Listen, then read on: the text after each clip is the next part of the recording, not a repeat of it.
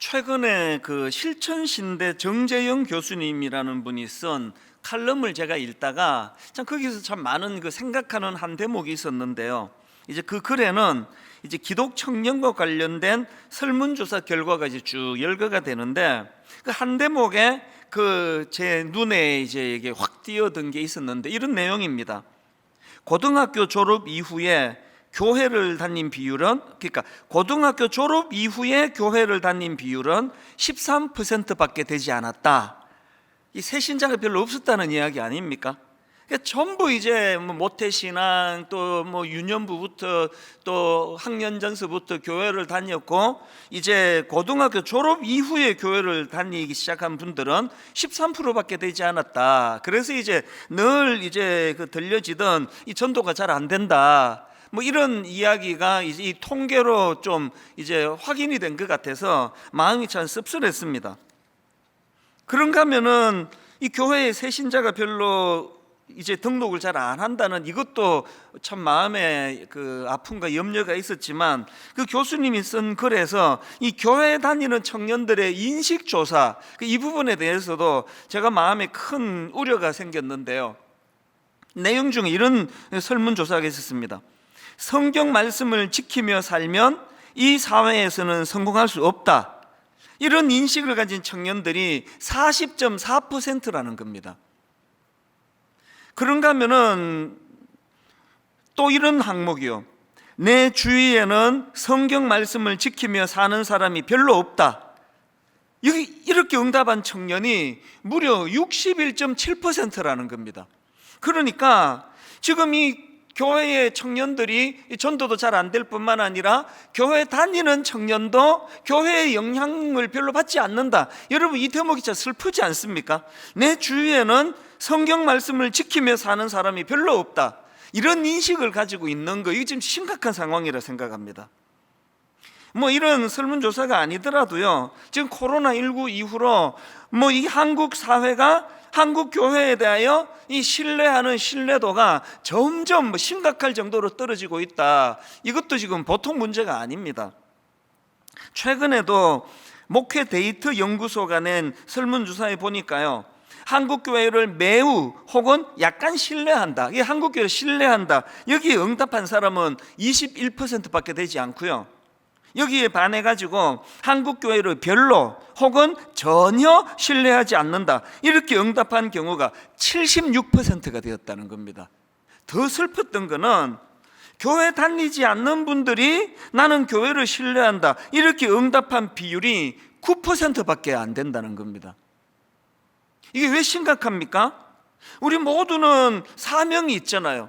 악한 이 시대에, 어두운 이 시대에 우리는 빛의 역할, 소금의 역할을 감당하고 그 역할을 통해서 예수 그리스도를 증거해야 되는 책임이 있는데, 아니 지금 세상 사람들이 교회는 맛있는 소금이다, 교회가 더 썩었다, 교회 때문에 골치가 아프다, 이렇게 생각하는 사람들이, 그래서 나는 교회를 신뢰한다고 그렇게 대답한 대답이 100명에 9명밖에 되지 않는 이런 상태라면 이거 방치할 수 없는 거 아닙니까? 방치해두기가 어려운 거 아닙니까?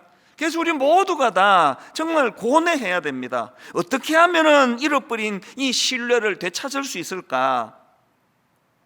저도 목회자다가 보니까 참 한국교회 현실이 아프고요. 그래서 정말 이런 질문을 합니다. 어떻게 하면 이 잃어버린 신뢰를 회복할 수 있을까? 저는 오늘 본문을 묵상하면서도 참 이런 아픈 생각을 하면서 묵상을 하다가 보니까 답이 여기 있네? 오늘 본문 말씀 속에 여러분 우리가 어떻게 하면은 잃어버린 이 신뢰를 되찾을 수 있을까에 대한 답이 본문에 있는 걸 저는 발견합니다. 그거는 본문에서 이 두 균형을 제가 발견하는데 이 두 균형을 회복하면 된다. 첫 번째 균형은 지난주 다루었습니다. 오늘 본문 마가복음 3장 14절에 나오는 자기와 함께 있게 하시고, 이걸 경험하는 겁니다. 이에 12를 세우셨으니 이는 자기와 함께 있게 하시고, 그래서 우리는 늘 그냥 교회 다니는 게 아니라, 우리 청년들이 말하잖아요. 교회를 둘러봐도 그냥 존경할 만한 사람 별로 없고, 이게 성경대로 사는 사람 별로 없고, 청년들이 그렇게 대답하는 현실이라면 사람 보지 아니하고 예수 그리스도를 보는 겁니다. 예수 그리스도를 묵상하는 겁니다. 예수 그리스도, 그분이 자기와 함께 있게 하시고 이 신비로운 그리스도의 임재를 우리가 경험하려고 온 마음을 다 쏟아야 된다는 겁니다. 그래서 우리가 지난주에 함께 불렀던 찬양처럼 우리 서로 받은 그 기쁨은 알 사람이 없도다. 신비 아닙니까? 말로 설명이 안 되는 거 아닙니까? 새벽마다 찾아와 주시는 그 은혜에 대한 감격을 말로 다 설명하기 어려운 거 아닙니까? 이 그리스도의 임재, 이 신비를 경험하는 게 진짜 중요한 대안, 첫 번째 대안이에요. 그런가 하면은 두 번째 균형이 뭐냐면은 바로 그 다음에 나오는 또 보내사의 정신을 회복하는 겁니다. 14절을 다시 한번 보십시오. 이에 12를 세우셨으니 이는 자기와 함께 있게 하시고, 그렇게 끝나는 거 아닙니다. 그렇게 만족하고 끝나는 게 아니라 자기와 함께 있게 하시고의 신비로운 은혜를 경험했다면 바로 그 다음에 나오는 또 보내사. 우리는 항상 이 두 균형을 받아요. 오늘 여러분 유난히 은혜가 되세요? 은혜가 되는 순간 기억해야 돼. 뭐 해야 되지? 나는 어떤 사명을 감당해야 되지? 이게 또 보내사예요. 지난주 우리가 불렀던 찬송가 442장 3절의 정신이 그거 아닙니까? 밤 깊도록 동산 안에 주와 함께 있으려 하나. 너무너무 좋아요. 막 요즘에 제가 새벽을 누리듯이 너무너무 난 새벽이 좋아요. 그런데 여러분, 밤 깊도록 동산 안에 주와 함께 있으려 하나. 그러나 괴로운 세상에 할 일 많아서 날 가라 명하신다. 이게 또 보내사 아닙니까? 또 보내사. 새벽마다 제가 하나님 앞에 풍성한 은혜를 누리고 있고 그것에 감격하고 있다면, 그것이 반드시 우리 젊은 부교육자들에게, 우리 순장님들에게, 주일날 만나는 수많은 성도님들에게 그 충만한 하나님 임재의 은혜의 기쁨을 우리 성도님들이 누리도록 해야 제 새벽의 은혜가 그게 진짜라는 겁니다. 이게 또 보내사예요. 여러분, 이 한국 교회가 이렇게 신뢰를 잃고 있는 거 이대로 그냥 두시렵니까? 이거 방치하시렵니까? 믿는 우리가 어떻게 해서든 이 신뢰를 회복하기 위하여 밤 깊도록 주님과의 교제, 이런 새벽에 주님의 임재의 기쁨을 누리는 이 기쁨, 자기와 함께 있게 하시고, 이거 반드시 은혜로 누리셔야 되고, 그런가 하면 늘 거기만 머무는 분들 이제 일어나세요. 그리고는 또 보내사, 이 사명의 자리로 나가셔야 한다는 겁니다. 왜 우리가 이 또 보내사가 먼저 나오면 안 되느냐? 이 또 보내사가 먼저 나오면 안 되고 자기와 함께 있게 하시고, 사실은요, 자기와 함께 있게 하시고는 지난주 살펴본 포인트로는 참 우리 인간을 향한 주님의 사랑의 관점으로 봤지만 이걸 훈련의 관점으로 보셔야 됩니다. 왜? 자기와 함께 있게 하시고 그 다음에 또 보내사가 있기 때문에. 자기와 함께 있게 하시고는 정말 주님 닮은 아름다운 성화를 통해서 이 사명을 감당하기 때문에, 자기와 함께 있게 하시가 없고 또 보내사가 먼저면 100% 실족합니다. 우리가 갖고 있는 그 재료 갖고 뭐 선한 일을 만들겠습니까?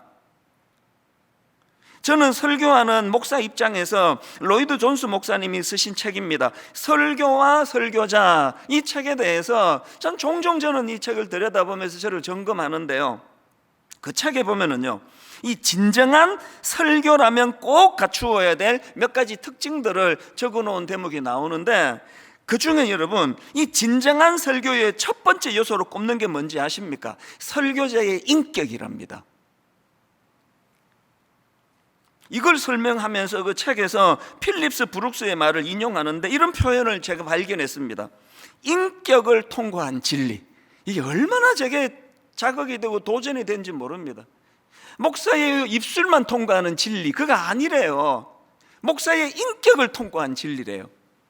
그리고 이 설교가 진짜 하나님이 기뻐하시는 설교가 되기 위하여 첫 번째 갖추어야 되는 게 그 설교하는 그 목사의 인격이 가장 중요하다는 겁니다. 이게 부들부들 떨리는 이야기 아닙니까? 이런 면에서 저는 빌립보서 2장 5절 너희 안에 이 마음을 품으라 곧 그리스도 예수의 마음이니, 저 같은 목회자뿐만 아니고요, 모든 성도님들이 이 실추당한 한국교회를 회복하기 위해서는 여러분이 그리스도를 닮은, 그래서 자기와 함께 있게 하시고를 통하여 정말 은혜를 누리고 변화되기 원합니다. 주님 닮아가기 원합니다. 그래서 제가 오늘 설교 제목을 예수님 닮은 삶을 위한 훈련 이렇게 잡은 겁니다. 이걸 가지고 제가 묵상을 하다가 보니까 여러분 예수님을 닮아가는 그런 삶을 추구하는 사람이라면 세 가지 목표를 가져야 된다는 겁니다. 예수님을 닮아가는 삶의 세 가지 목표가 뭐냐? 첫째, 예수님의 인격 닮아가기예요. 예수님의 인격 닮기. 그 아리스토텔레스가 쓴 수사학이라는 이 책이 있는데요, 그 수사학이 뭐냐? 사전을 찾아보니 이렇게 설명하더라고요. 수사학이란 다른 사람을 설득하고 그에게 영향을 끼치기 위한 언어 기법을 연구하는 학문을 말한다. 저 같은 설교자는 이 수사학에 반드시 관심을 가져야 되는 거거든요. 아리스토텔레스의 수사학이라는 책에 보면은 이제 그 다른 사람을 잘 설득하기 위한 세 가지 용어를 설명하는데요, 여러분 사람을 잘 설득하고 싶습니까? 이 세 가지 용어를 알아두셔야 됩니다. 첫 번째 용어가 뭐냐? 로고스입니다. 로고스. 로고스는 한마디로 말하면 논리, 논증. 그러니까 그 상대방을 설득하려면 내용물이 있어야 되잖아요. 이 목사가 이 놀라운 하나님의 말씀을 잘 설교하려면 뭐 딴 거 없습니다. 준비 많이 해야 돼요. 내용이 풍성하도록 논리. 이게 뭐 준비를 안 해가지고 뭐 횡설수설하고 이렇게 하면 곤란한 거 아닙니까?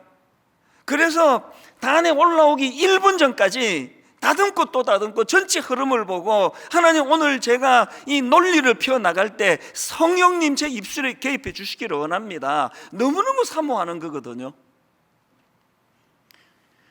사람을 설득하려면 논리가 필요하다, 로고스가 필요하다. 그리고 두 번째가 뭐냐? 파토스. 사람을 설득하기 위해서 파토스라는 요소가 있다는 겁니다. 파토스를 한마디로 말하면 마음에 와닿게 설득했는가, 이렇게 보시면 됩니다. 이거를 뭐 수사학적으로 여러 갈래로 설명할 수 있지만 뭐 간단하게 이렇게 설명할 수 있습니다. 제가 막 오늘 막 엄청나게 밤새워가지고 준비했는데 이 설교를 하는데 한 5분 지나니까 다 주무세요. 내용이 아무리 좋으면 뭐합니까? 그러니까 여기서 말하는 이 파토스라는 거는 그 내용을 마음에 와닿게 설득하는 요소라는 거거든요. 그런가 하면은 사람을 설득하는 세 번째 요소가 에토스인데요, 에토스는 한마디로 말하면 말하는 그 사람의 됨됨입니다. 말하는 그 사람의 성품이에요. 아리스토텔레스는요, 이 세 가지 로고스, 파토스, 에토스 중에서 그 말하는 사람의 성품을 말하는 에토스가 가장 중요하다고 그렇게 이야기를 합니다. 아리스토텔레스 같은 대단한 분이 아니라도 우리 다 알잖아요. 누가 말하느냐에 따라서 다. 그래서 한번 그 사기 당해본 적이 있는 그 사람이 말을 잘하면 잘할수록 더 심하잖아요. 이 현란한 말로 나를 또 속이려고 그러는구나. 여러분, 아까 제가 말씀드렸던 로이드 존스 목사님이 쓴 설교와 설교자에서 진정한 설교가 갖춘 첫 번째 요소가 설교자의 인격이라고 그렇게 꼽는 이유를 아시겠죠? 설교하는 그 목회자가 어떤 인격을 가졌나, 어느 정도 신뢰를 얻고 있나. 그래서 저는 우리 교회 부교역자들에게 진짜 눈물로 호소합니다. 흠잡히지 않도록 정말 성도님을 온전히 사랑하는 그 마음을 회복해야 된다. 성도들에 대한 사랑하는 마음 하나도 없이 나와가지고 청산유수처럼 설교하면 그것 때문에 성도들은 은혜를 받는 게 아니라 시험에 드는 거거든요. 설교를 잘하면 잘할수록 하나님 아버지 에토스, 그 설교를 하는 저의 인격이 주님 닮아가기 원합니다. 리더의 7가지 언어, 이런 제목의 책이 있는데 이 책에서도 똑같은 걸 강조합니다. 이 책에 보면은요, 리더들이 되려면 리더들이 가져야 될 언어 특성 7가지를 회복해야 된다는데, 예를 들면 이런 겁니다. 자기 철학의 언어가 있어야 된다. 이 자기 철학의 언어가 뭐냐? 아무리 청산유수처럼 말을 잘하는데 그게 자기 생각이 아니고 베낀 거예요. 이게 자기 철학이 아니고 뭐 딴 거 그냥 보고 말하는 거예요. 그 설득이 없다는 거예요. 제가 설교할 때 그 무슨 막 슈바이츠 이야기 뭐 거의 안 하잖아요. 슈바이츠 이야기를 왜 합니까? 설교는 자기를 통과한 복음을 전하는 거거든요. 지난 한 주간 저를 통과한 예수님의 은혜를 전해야 그것이 힘이 있다고 저는 그렇게 생각하는데, 이 책에서 그거를 뒷받침해 줘서 다시 한번 확신하게 됐습니다. 자기 철학의 언어. 이런 식으로 이제 6가지 언어를 쭉 열거하고 맨 마지막에 나오는 게 은행일치의 언어라는 거예요. 근데 그 저자가 하는 말이 왜 이게 마지막 7번째에 들어가느냐, 은행일치라는 게 왜 7번째에 들어가느냐, 이게 리더십의 완성이기 때문에 그렇대요. 앞에 6개를 다 갖추어도 은행일치가 안 되는 지도자라면 그 언어는 실패했다는 겁니다. 다 같은 이야기 아닙니까? 여러분, 우리가 예수님을 신뢰하는 이유가 어디 있습니까? 예수님이 3년 동안에 그냥 온 세상을 뒤집어 놓는 현란한 로고스를 가지고 현란한 설교를 하고 다 하셨는데, 그리고 끝나는 게 아니라 예수 그리스도는 십자가를 통하여, 그리고 자기 사람을 사랑하시되 끝까지 사랑하신다고 말씀하셨던 그게 부활하신 직후에 그의 행동을 통해 나타나잖아요. 주님을 배신했던 그 제자들을 가장 먼저 찾으시는 그런 삶을 통하여 그분의 말이 증명이 되니까 우리가 주님을 신뢰하는 거 아닙니까? 정말 한국교회가 회복되기를 원하시면 예수 믿는 저와 여러분이 그 예수 그리스도의 인격을 닮아가려 몸부림치는, 그것을 구하는 그런 역사를 우리가 구해야 된다는 겁니다. 그런가 하면은 두 번째로 예수님을 닮아가는 삶을 가진 사람의 두 번째 목표가 뭐냐? 예수님의 권위를 닮아가요. 예수님의 권위. 15절입니다. 귀신을 내쫓는 권능도 가지게 하려 하심이로라. 여기 나오는 권능은 헬라어로 엑수시아라는 단어인데요, 이 권능으로 번역하기보다는 권위로 번역하는 게 더 정확합니다. 제가 전에 마태복음 1장 설교하면서 마가복음 1장 설교하면서 마가복음 1장 22절을 언급했던 거 기억하실 텐데요, 뭇 사람이 그의 교훈에 논란이, 지금 예수님을 두고 논라는 겁니다. 뭇 사람이 그의 교훈에 논란이, 이는 그가 가르치는 것이 권위 있는 자와 같고, 여기 있는 권위 있는 자 할 때 권위가 엑수시아예요. 그러니까 지금 이 한국 교회가 권위를 잃어버린 거예요. 이 교회가 힘을 하나도 쓰지 못하는 거, 코로나19고 뭐고 교회가 아무런 힘을 쓰지 못하는 건 교회에 권위가 없는 겁니다. 자녀 교육하는데요, 부모님들이 엄청나게 많은 말을 하시는데 거기에 말에 권위가 없는 거예요. 말 줄이셔야 돼요. 요즘에 제가 난 말이 너무 많아, 요새 그 생각을 계속 합니다. 특히 우리 부교육자들한테 난 말이 너무 많아요. 이 새벽에 묵상을 하면 요 근래에 이번 주에 계속 성령님이 제 마음에 내 말이 너무 많은 걸 자꾸 깨우쳐주세요. 말 줄여야 된다고. 말 많이 하는 게 중요한 게 아니라 그 말의 권위가 중요하거든요. 예수 믿는 사람은 말 많이 하는 사람이 아니라 몇 마디 하더라도 말의 권위가 있는 거예요. 말의 권위. 오늘 여기 어머니들 말 줄이시기 바랍니다.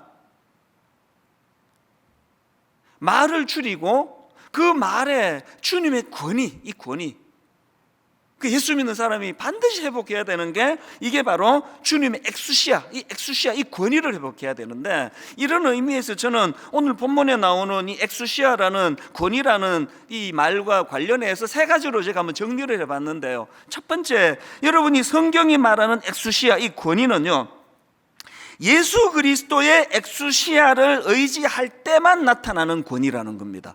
자, 이게 무슨 말이냐? 자, 마가복음 9장 17절 18절입니다.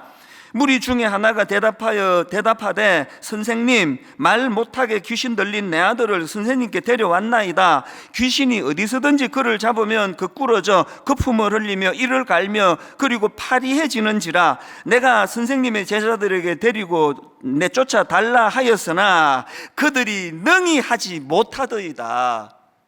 아니, 예수님이 그 제자들에게 이 바로 귀신을 내쫓는 권위를 부여해 주신다고 했는데 왜 귀신을 못 내쫓는 겁니까? 여기에 대조되는 말씀이 누가복음 10장 17절입니다. 70인이 기뻐하며 돌아와 이르되 주여 주의 이름이면 귀신들도 우리에게 항복하더이다. 이 차이를 아시겠죠? 지금 예수님이 변화산에 가고 계시지 않으니까 그 제자들이 그 주님의 영향을 못 받는 거예요. 그러니까 능히 고치지 못하더이다. 그런데 여러분이 누가복음 10장에서는 주의 이름이면 귀신들도 우리에게 항복하더이다. 부탁합니다. 눈에 보이는 단임 목사만 의지해 가지고는 이 놀라운 영적인 권위가 회복되지 않습니다. 눈에 보이는 이찬순 목사는 아무것도 아니에요. 사람을 너무 의지하지 아니하고 주님의 권위를 인정해 드릴 때, 예수 그리스도의 이름을 우리가 인정해 드릴 때, 그런가 하면은 또 하나, 언제 영적 권위가 회복될 수 있느냐? 여러분, 진정한 엑수시아는요, 세상을 의지하는 태도를 버릴 때 나타난다는 겁니다. 이게 무슨 말이냐? 자, 마가복음 6장에 한번 보십시오. 6장 7절. 12 제자를 부르사 둘씩 보내시며 더러운 귀신을 제어하는 권능을 주시고, 여기 나오는 권능도 엑수시아예요. 예수님이 제자들에게, 지금 복음 전하러 가는 제자들에게 이 엑수시아를 주시는데, 이 엑수시아를 주시면서 뭘 당부하느냐? 8절 9절입니다. 명하시되 여행을 위하여 지팡이 외에는 양식이나 배낭이나 전대의 돈이나 아무것도 가지지 말며 신만 신고 두 벌 옷도 입지 말라 하시고, 지금 예수님이 지금 엑수시아 권능을 주시면서 뭘 강조합니까? 다른 거 의지하지 말라는 거 아닙니까? 오늘 한국교회가, 저 같은 목회자가, 수많은 크리스찬들이 왜 이 세상에 영향력 없는 맛이른 소금이 됐다고 비난을 받느냐? 왜 우리에게 이 권위가 사라졌느냐? 왜 사라졌느냐고요? 이 말씀을 지금 우리가 순종하지 않는 거거든요. 요한 후이징가가 한 말이 이렇습니다. 우리는 무엇인가 사로잡힌 세상에 살고 있다. 우리는 무엇인가 사로잡힌 세상에 살고 있다. 또한 우리는 이 사실을 알고 있다. 여러분, 이 세상에서 무엇인가에 사로잡혀 살아야 되는 게 우리 이 땅의 삶이라면, 여러분은 지금 무엇에 사로잡혀 있습니까? 돈 아닙니까? 세상의 물질? 세상의 어떤 그 권력? 세상이 가지고 있는 어떤 명예? 그런 것에 사로잡혀 있으면 주님의 엑수시아가 안 나타난다고 그러잖아요. 여러분, 사도행전 3장에서 베드로가 보여준 모범이 뭡니까? 지금 그 장애인이, 참 구구라는 그 장애인이 손을 내밀 때 뭐라고 이야기합니까? 은과 금은 내게 없거니와, 은과 금은 내게 없거니와 내게 있는 것으로 너에게 주는데 나사렛 예수 그리스도의 이름으로 걸으라는 거예요. 여러분, 은과 금은 내게 없거니와, 이게 뭘 의미합니까? 나는 은과 금을 추구하는 대신에, 나는 은과 금을 의지하는 대신에 나사렛 예수 그리스도를 의지한다. 그분의 엑수시아, 그분의 권위를 의지한다. 그랬더니 거기에 기적이 일어나는 거 아닙니까? 오늘날 교회에 이런 기적이 왜 잘 안 일어나느냐고요? 오늘 교회가 은이 너무 많은 거 아닙니까? 교회에 지금 금이 막 너무 많은 거 아닙니까? 막 교회에 막 유력한 사람들이 너무 많아가지고 막 주님을 의지하기보다 전화 한 통화하면 되는 거 아닙니까? 이것 좀 도와줄 수 있느냐고. 물론 인간의 도움도 청해야 되지만 우리가 추구해야 되는 건 은과 금이 아니라 예수 그리스도의 이름, 우리는 거기에 사로잡힌 존재라는 걸 세상에 드러낼 때 거기에 능력이 나타나는 줄 믿습니다. 마지막 세 번째 한 가지 더, 이 엑수시아와 관련해서 우리가 잃어버린 권위를 회복하려면 어떻게 해야 되느냐? 여러분, 이 엑수시아는요, 사명을 감당할 때 나타나는 권위라는 겁니다. 본문 14절 15절 자세히 한번 보십시오. 이에 12를 세우셨으니 이는 자기와 함께 있게 하시고 또 보내사 전도도 하며 귀신을 내쫓는 권능도 가지게 하려 하심이라. 너무 간단합니다. 질문합니다. 여러분, 귀신을 내쫓는 권능을 회복하려면 어떻게 해야 됩니까? 귀신을 내쫓으려고 시도해야 되는 거 아닙니까? 이 기능으로 주신 어떤 도구가 있다면 이 기능을 수행해야 나타나는 거 아닙니까? 온통 교회가 그냥 우리끼리 떡 해먹고 밥 해먹고 우리끼리 좋다 그러고 여기가 좋사오니 그러고 있는데 귀신을 쫓는 권위를 쓸 기회가 없는 거 아닙니까? 쓰세요. 활용하시기를 바랍니다. 너무너무 혼란한 이 시대에 지금 동성애 문제라든지 말로 다 알 수 없는 혼란스러운 현실 앞에 우리가 이 권위를 회복해야 됩니다. 주님의 이름으로. 오늘 은혜 많이 받으시기 바랍니다. 그리고 내일부터 회사에 가서 가정의 자녀 교육할 때 이 귀신을 내쫓는 권위를 사용하시기를 바랍니다. 사용하는 그 현장에서 그리스도의 권위가 회복될 줄로 믿습니다. 마지막 세 번째로요, 예수님을 닮아가는 사람의 세 번째 목표가 뭐냐? 예수님의 섬김 닮아가기입니다. 오늘 제자들을 부르시며 또 보내사라고 이 중요한 포인트가 담겨져 있는 핵심이 너무너무 중요한 거 아닙니까? 저는 우리 교역자들에게 종종 그런 이야기예요. 할 수 있으면 내가 당신하고 친하면 좋겠다. 그러나 안 친한들 그게 뭐가 중요하냐? 왜? 우리가 지금 동호회로 모였나? 너무너무 어려운 이 한국교회 현실 앞에 이게 6.25 전쟁으로 말하면 밀리고 지금 낙동강 전투까지 밀렸는데 우리끼리 노닥거리는 게 이게 그렇게 중요하냐?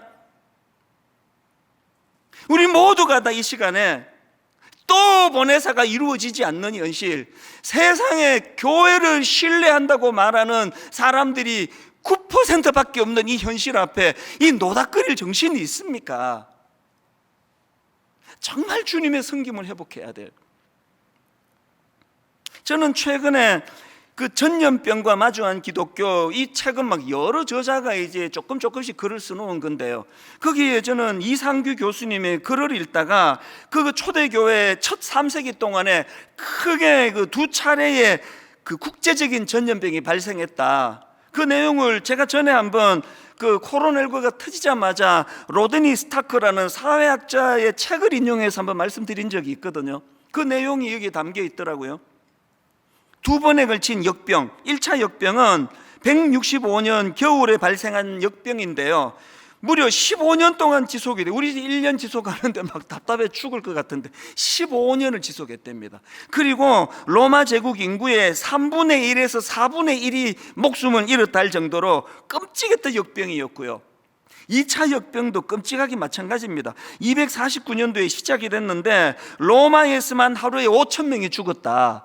그리고 알렉산드리아에서는 인구의 3분의 2가 죽음을 맞았을 것이라고 추정이 될 정도로 끔찍한 결과가 일어났는데요, 저는 이런 내용을 다루는 이상규 교수님 글을 읽다가 용어 하나를 발견하고 한참을 이 용어가 내 마음에서 계속 머무는 걸 경험했습니다. 파라블라노이라는 단어인데요, 이 파라블라노이는 무슨 뜻을 가졌냐 보니까 위험을 무릅쓴 자, 이런 뜻이에요.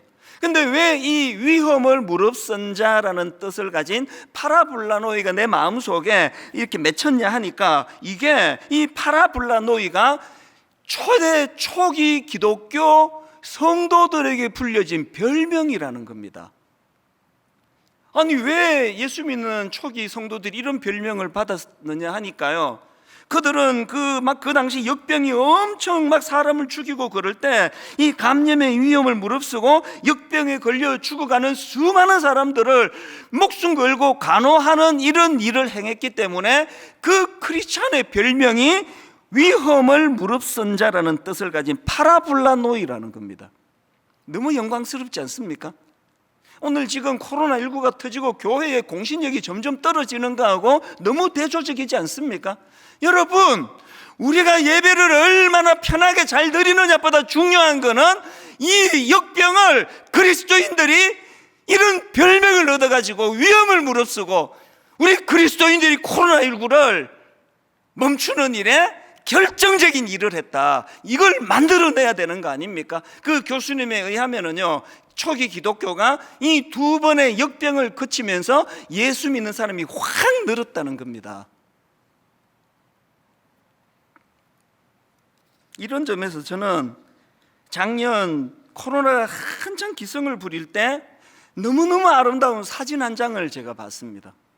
우리 교회 조이스 청년부 담당 목사님이 메일을 보내가지고 우리 청년부 예쁜 자매 사진을 하나 보내줬는데요, 근래에 전 이렇게 아름다운 사진은 내가 본 적이 없습니다. 그 목사님의 편지 내용이 이렇습니다. 안녕하세요 목사님, 우리 청년부 자매 중에 현재 코로나 지원 간호사로 근무하는 자매가 있습니다. 걱정이 되어 잘 지내느냐고 연락을 했는데 대답 대신 아래에 사진 한 장이 날라왔습니다. 하루 종일 착용한 보호 장비로 얼굴이 온통 상해 있었습니다. 그리고선 그 자매가 이런 대답을 했습니다. 목사님, 저 괜찮아요. 매일매일 감사하고 제가 할 수 있는 일이 있으면 행복해요. 그러면서 자기 사진을 하나 보내준 거예요. 그걸 그 목사님이 제게 보내줬는데요, 너무너무 아름다워서 눈물이 날 지경이었습니다. 그러나 화면에는 못 띄워요. 하루 종일 그 무거운 옷에다가 그 코로나19 그 TV를 다 보시잖아요. 그래도 사진에요, 막 온통 자국이에요. 제 눈에 너무 아름다운데 차마 이 사진을 띄울 용기는 안 생기는 겁니다. 여러분, 이게 위험을 무릅쓴 자, 이런 뜻을 가진 파라볼라노이 아닙니까? 우리 교회 이 젊은 청년은 파라볼라노이라는 별명을 듣기에 합당한 자매 아닙니까? 지난주에 제가 임정택 대표라는 젊은 크리스찬을 제가 소개해 드렸는데요, 여러분 25세 젊은 나이에 하나님이 저를 만드신 목적이 무엇입니까? 눈물로 기도하는 그 모습을 상상해도 이 청년이 너무너무 아름다운데, 기도 가운데 응답을 받아서 지극히 작은 자 하나에게 한 것이 곧 내게 한 것이니라, 이 말씀을 받고는 사회적 기업을 세우고 놀랍게도 히즈빈스라는 카페, 우울증, 정신분열증을 앓는 정신장애인들을 잘 훈련시켜서 우리나라에서 최고 맛있는 커피를 만들겠다고 하는 이 청년의 꿈이 왜 저를 감동시킵니까? 사람들은 정신분열증에 걸렸다 그러면 그 위험하다, 가까이 가지 마라, 다들 피하는데 이 임정택이라는 젊은 청년은 그 정신분열증 그 위험한 거 아니다, 그들도 회복될 수 있다, 이런 꿈을 가지고 다가가서 놀라운 그런 22호점까지 그 커피숍을 만들어내니, 바로 이 임정택 대표야말로 위험을 무릅쓴 자라는 뜻을 가진 파라볼라노이의 이름에 합당한 사람 아닙니까? 그래서 존경스러운 거예요. 제 입장에서 막 너무너무 기쁜 소식이 한 가지 여러분에게 전할 수 있어서 기쁜데요, 여러분 이제 이 임정택 대표가 가평 우리마을 운영 책임자로 저희와 합류하게 됐습니다. 너무너무 기쁘면서요, 그 과정에서 하나님이 많은 우여곡절을 이 젊은 청년에게 주셨는데요, 이후에 제 마음에 사명이 생겼습니다. 첫 번째 사명이, 이제 이 임정택 대표가 정말 날개를 달 수 있도록 내가 도와줘야 되겠다. 그래야 되는 거 아닙니까? 그 꿈이 있는 남의 청년 불러다 놓고 내가 날개를 꺾어 놓고 우리만을 위해서 네가 인생을 바쳐라, 그렇게 말할 수 없기 때문에 진짜 임정택 대표가 날개를 다는 일이 일어나도록 내가 모든 걸 다해서 도울 거라고 생각합니다. 도와야 된다고 생각합니다. 그런가 하면은 저는요, 임정택 대표가 만든 히즈빈스를 온 대한민국에 알리는 역할을 내가 해야 되겠다. 그래야 되는 거 아닙니까? 그래서 이번 설날에 숙제를 하나 우리 성도님께 드리려고 하는데요, 그 우리 교회가 운영하는 다문화 카페 아시죠? 드림센터에서 지금 그 한 10여 년 지금 우리가 세운 다문화 가정센터에서 사회적 기업 인정을 받아가지고 다문화 카페를 이제 운영하고 있는데요, 이제 거기 이주 여성들에게 일자리를 제공하고 이제 복음을 전하고 이런 일을 하고 있는데, 최근에 저는 담당자가 보내온 그 이주 여성들의 내용, 그 간증 이야기들을 제가 읽으면서 너무 감동을 했습니다.